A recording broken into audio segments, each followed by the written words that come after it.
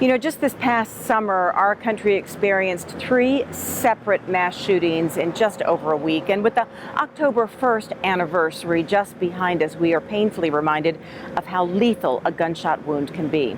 Well, now there's a big new campaign started that is teaching civilians how to be first responders until the first responders can arrive. Sue Levitt has this story.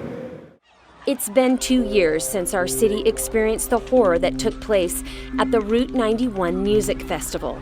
58 people were shot and killed and another 800 wounded. Bystanders rushed and scrambled to help, all mostly trying to help others stop bleeding. Hemorrhage is the leading cause of preventable death secondary to traumatic injury. So basically, whatever you can do to stop that bleed is really going to help the patient out. Alyssa Ball is one of our EMS educators with Las Vegas Fire and Rescue.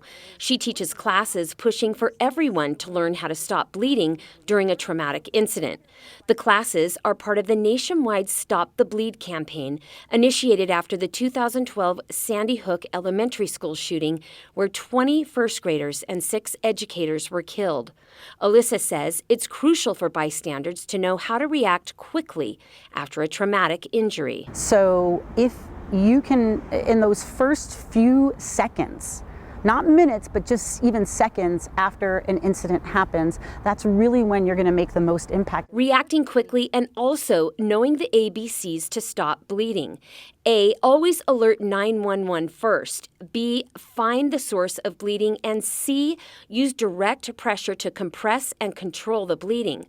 Alyssa demonstrates with gauze how to use direct pressure. If the wound is still actively bleeding and blood is soaking through, tourniquet placement becomes necessary. Usually the one that's life-threatening is when it's severe hemorrhage. So we're talking greater than, they say, about a half of a soda can of blood that's bleeding aggressively, especially if it's squirting, which is indicative of an arterial bleed, or a larger vessel. If you don't have a tourniquet, a towel, belt, or anything you can use to tie around the patient will work. If we're going to apply a tourniquet, we want to go about 2 inches above the actual site of the wound that's bleeding. And then we're going to wrap the tourniquet. Alyssa says to be prepared. This process will be very painful for the patient.